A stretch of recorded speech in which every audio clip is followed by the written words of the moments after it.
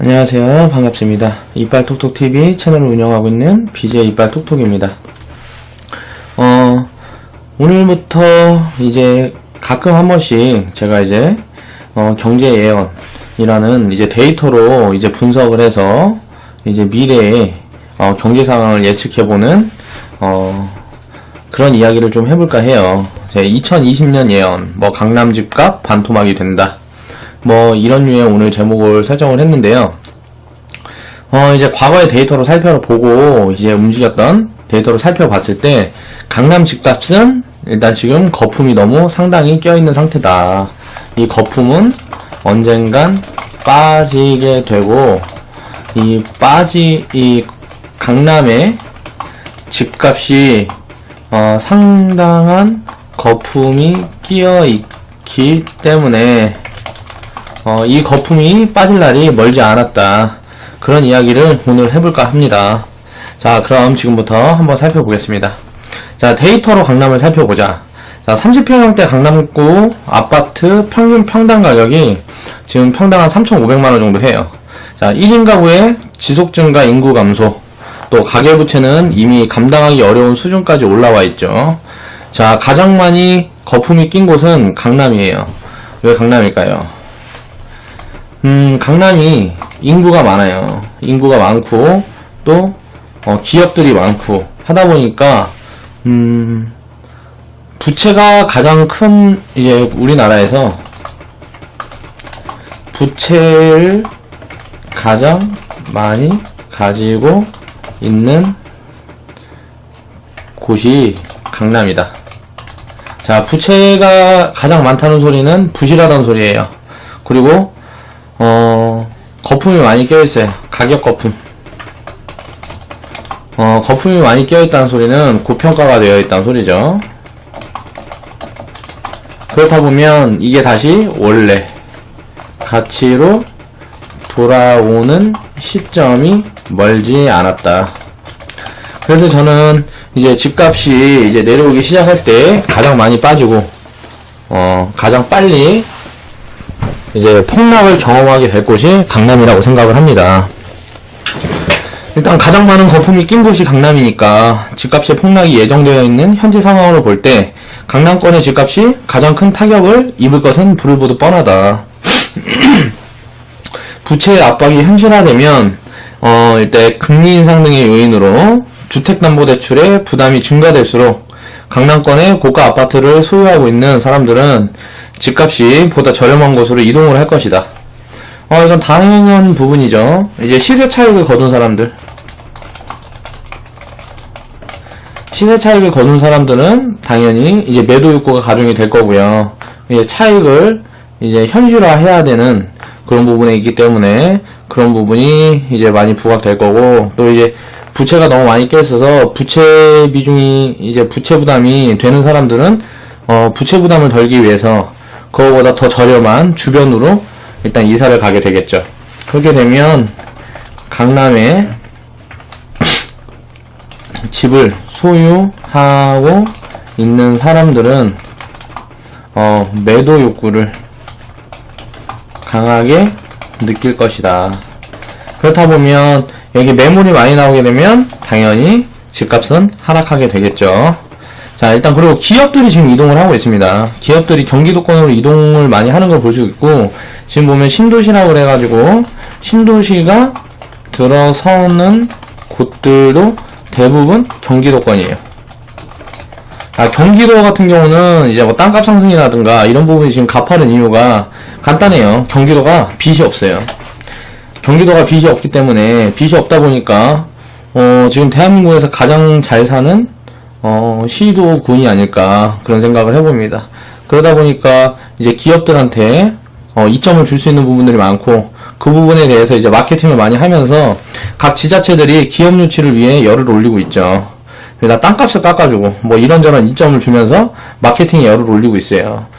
기업을 유치를 해야 그 부분에 경제가 살고 일자리가 만들어지고, 그렇게 되면 수요가 증가를 한다는 거죠.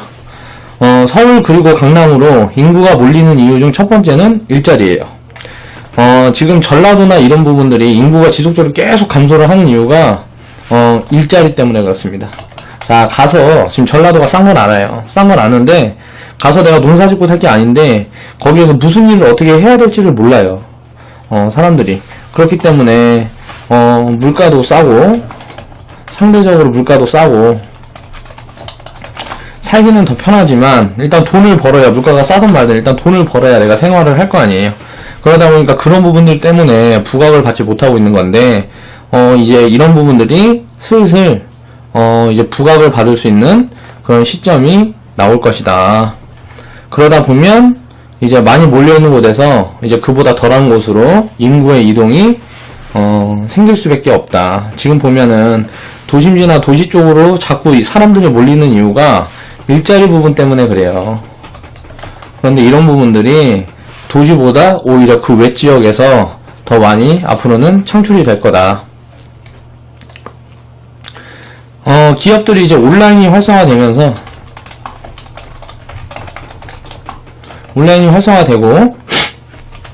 제조업이 무너지기 시작하면 제조업 같은 경우는 지금 중국이라든가 이런 주변국들에서 굉장히 인건비가 저렴하고, 그러니까 그런 부분에서 가격 경쟁력이 우리나라가 많이 약해요, 지금.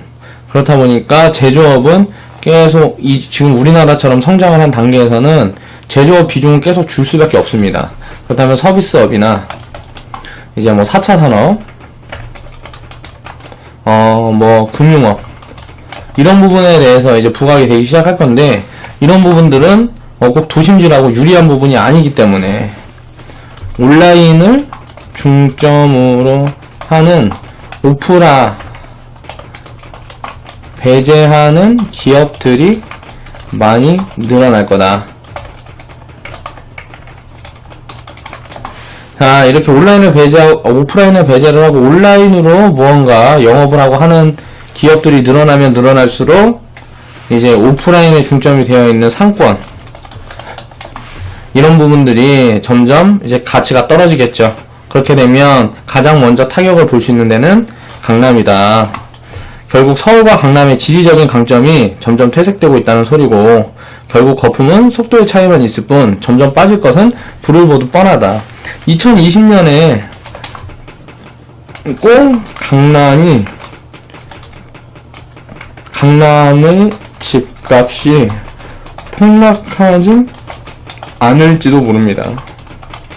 그런데 이제 긴 시점으로 봤을 때 2030년, 뭐 2040년 이렇게 긴 흐름으로 봤을 때는 강남은 더 이상 지금처럼 매력 있는 곳이 아니다. 그렇기 때문에 강남에 있는 집값은 다른 곳보다 크게 거품이 끼어 있기 때문에, 또 부채를 많이 안고 있기 때문에 크게 하락을 경험할 확률이 높다. 그런 이야기를 하고 싶었던 거고요. 일단 소득이 줄고 부채가 늘고 있다. 지금 우리나라 상황이에요. 일자리가 줄고 가계소득이 줄고 있고 가계부채가 늘고 있어요. 그러니까 절대소득이라 그래서 인건비는 상승을 했죠.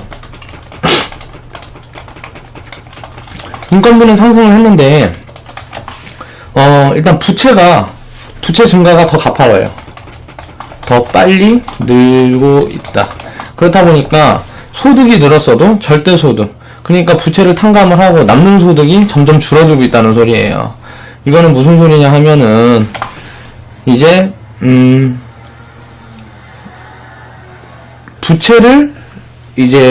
부채를 해결하기 위한 그런 움직임들이 점점 가속화될 거란 소리예요. 그렇게 되면 어떻게 될 것인가? 결국 부채를 줄이기 위한 노력을 할 수밖에 없다는 거죠. 부채를 줄이려면 가지고 있는 걸 내다 팔아야 되는데, 우리나라의 경우는 자산을 대부분 집으로 가지고 있습니다. 한국의 경우 자산의 대부분이 집에 묶여 있다.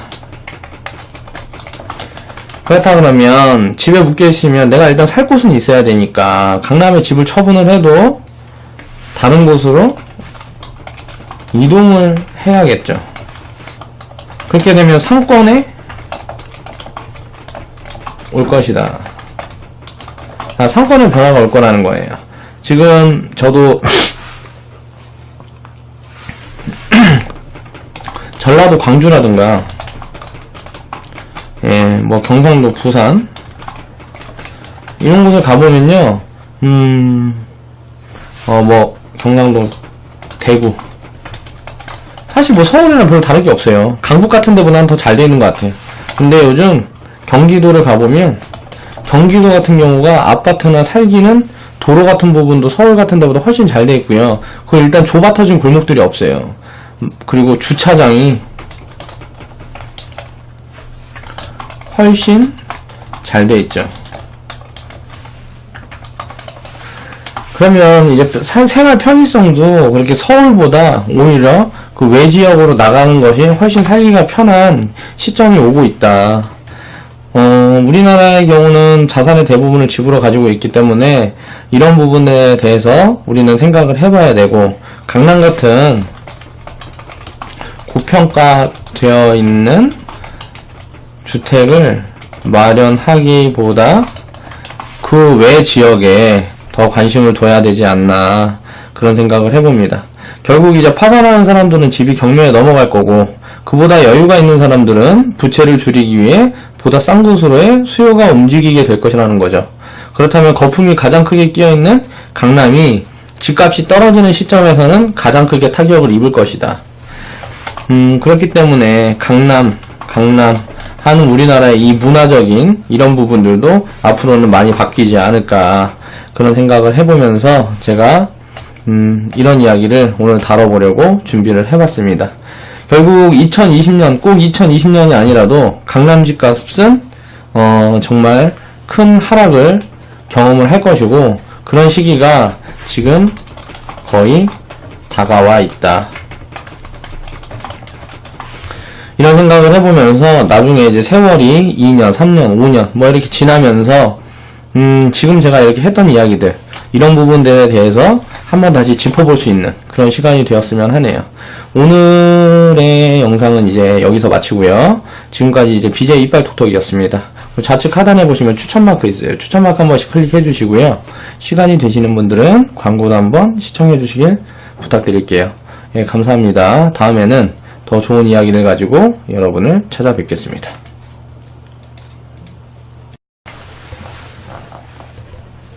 안녕하세요. 반갑습니다. 이빨톡톡TV 채널을 운영하고 있는 BJ 이빨톡톡입니다. 오늘부터 이제 가끔 한 번씩 제가 이제 경제 예언이라는 이제 데이터로 이제 분석을 해서 이제 미래의 경제 상황을 예측해보는 그런 이야기를 좀 해볼까 해요. 2020년 예언, 뭐 강남 집값 반토막이 된다, 뭐 이런 류의 오늘 제목을 설정을 했는데요. 이제 과거의 데이터로 살펴보고 이제 움직였던 데이터를 살펴봤을 때 강남 집값은 일단 지금 거품이 너무 상당히 껴있는 상태다. 이 거품은 언젠간 빠지게 되고, 이 강남의 집값이 상당한 거품이 끼어 있기 때문에 이 거품이 빠질 날이 멀지 않았다. 그런 이야기를 오늘 해볼까 합니다. 자, 그럼 지금부터 한번 살펴보겠습니다. 자, 데이터로 강남을 살펴보자. 자, 30평형대 강남구 아파트 평균 평당 가격이 지금 평당 한 3,500만원 정도 해요. 자, 1인 가구의 지속 증가 인구 감소, 또 가계부채는 이미 감당하기 어려운 수준까지 올라와 있죠. 자, 가장 많이 거품이 낀 곳은 강남이에요. 왜 강남일까요? 기업들이 이제 온라인이 활성화되면서, 온라인이 활성화되고 제조업이 무너지기 시작하면 제조업 같은 경우는 지금 중국이라든가 이런 주변국들에서 굉장히 인건비가 저렴하고, 그러니까 그런 부분에서 가격 경쟁력이 우리나라가 많이 약해요, 지금. 그렇다 보니까 제조업은 계속 지금 우리나라처럼 성장을 한 단계에서는 제조업 비중은 계속 줄 수밖에 없습니다. 그렇다면 서비스업이나 이제 뭐 4차 산업, 뭐 금융업, 이런 부분에 대해서 이제 부각이 되기 시작할 건데, 이런 부분들은 꼭 도심지라고 유리한 부분이 아니기 때문에 온라인을 중점으로 하는 오프라 배제하는 기업들이 많이 늘어날 거다. 자, 이렇게 온라인을 배제하고, 오프라인을 배제를 하고 온라인으로 무언가 영업을 하고 하는 기업들이 늘어나면 늘어날수록 이제 오프라인에 중점이 되어 있는 상권, 이런 부분들이 점점 이제 가치가 떨어지겠죠. 그렇게 되면 가장 먼저 타격을 볼 수 있는 데는 강남이다. 결국 서울과 강남의 지리적인 강점이 점점 퇴색되고 있다는 소리고 할 것이다. 이건 당연한 부분이죠. 이제 시세 차익을 거둔 사람들, 시세 차익을 거둔 사람들은 당연히 이제 매도 욕구가 가중이 될 거고요. 이제 차익을 이제 현실화해야 되는 그런 부분에 있기 때문에 그런 부분이 이제 많이 부각될 거고, 또 이제 부채가 너무 많이 껴있어서 부채 비중이 이제 부채 부담이 되는 사람들은 부채 부담을 덜기 위해서 그거보다 더 저렴한 주변으로 일단 이사를 가게 되겠죠. 그렇게 되면 강남에 집을 소유하고 있는 사람들은 매도 욕구를 강하게 느낄 것이다. 그렇다 보면 여기 매물이 많이 나오게 되면 당연히 집값은 하락하게 되겠죠. 자, 일단 그리고 기업들이 지금 이동을 하고 있습니다. 기업들이 경기도권으로 이동을 많이 하는 걸 볼 수 있고, 지금 보면 신도시라고 그래가지고 신도시가 들어서는 곳들도 대부분 경기도권이에요. 경기도 같은 경우는 이제 뭐 땅값 상승이라든가 이런 부분이 지금 가파른 이유가 간단해요. 경기도가 빚이 없어요. 경기도가 빚이 없기 때문에, 빚이 없다 보니까 지금 대한민국에서 가장 잘 사는 시도군이 아닐까 그런 생각을 해봅니다. 그러다 보니까 이제 기업들한테 강남이 인구가 많아요. 인구가 많고 또 기업들이 많고 하다 보니까 부채가 가장 큰 이제 우리나라에서 부채를 가장 많이 가지고 있는 곳이 강남이다. 자, 부채가 가장 많다는 소리는 부실하다는 소리예요. 그리고 거품이 많이 껴있어요. 가격 거품. 거품이 많이 껴있다는 소리는 고평가가 되어 있다는 소리죠. 그렇다 보면 이게 다시 원래 가치로 돌아오는 시점이 멀지 않았다. 그래서 저는 이제 집값이 이제 내려오기 시작할 때 가장 많이 빠지고 가장 빨리 이제 폭락을 경험하게 될 곳이 강남이라고 생각을 합니다. 일단 가장 많은 거품이 낀 곳이 강남이니까 집값의 폭락이 예정되어 있는 현재 상황으로 볼 때 강남권의 집값이 가장 큰 타격을 입을 것은 불을 보듯 뻔하다. 부채의 압박이 현실화되면 일단 금리 인상 등의 요인으로 주택담보대출의 부담이 증가될수록 강남권의 고가 아파트를 소유하고 있는 사람들은 집값이 보다 저렴한 곳으로 이동점을 줄 수 있는 부분들이 많고, 그 부분에 대해서 이제 마케팅을 많이 하면서 각 지자체들이 기업 유치를 위해 열을 올리고 있죠. 그래서 땅값을 깎아주고 뭐 이런저런 이점을 주면서 마케팅에 열을 올리고 있어요. 기업을 유치를 해야 그 부분에 경제가 살고 일자리가 만들어지고, 그렇게 되면 수요가 증가를 한다는 거죠. 서울 그리고 강남으로 인구가 몰리는 이유 중 첫 번째는 일자리예요. 지금 전라도나 이런 부분들이 인구가 지속적으로 계속 감소를 하는 이유가 일자리 때문에 그렇습니다. 자, 가서 지금 전라도가 싼 건 알아요. 싼 건 아는데 가서 내가 농사 짓고 살 게 아닌데 거기에서 무슨 일을 어떻게 해야 될지를 몰라요. 사람들이. 그렇기 때문에 물가도 싸고, 상대적으로 물가도 싸고 살기는 더 편하지만 일단 돈을 벌어야, 물가가 싸든 말든 일단 돈을 벌어야 내가 생활을 할 거 아니에요. 그러다 보니까 그런 부분들 때문에 부각을 받지 못하고 있는 건데, 이제 이런 부분들이 슬슬 이제 부각을 받을 수 있는 그런 시점이 나올 것이다. 그러다 보면 이제 많이 몰려있는 곳에서 이제 그보다 덜한 곳으로 인구의 이동이 생길 수밖에 없다. 지금 보면은 도심지나 도시 쪽으로 자꾸 이 사람들이 몰리는 이유가 일자리 부분 때문에 그래요. 그런데 이런 부분들이 도시보다 오히려 그 외지역에서 더 많이 앞으로는 창출이 될 거다.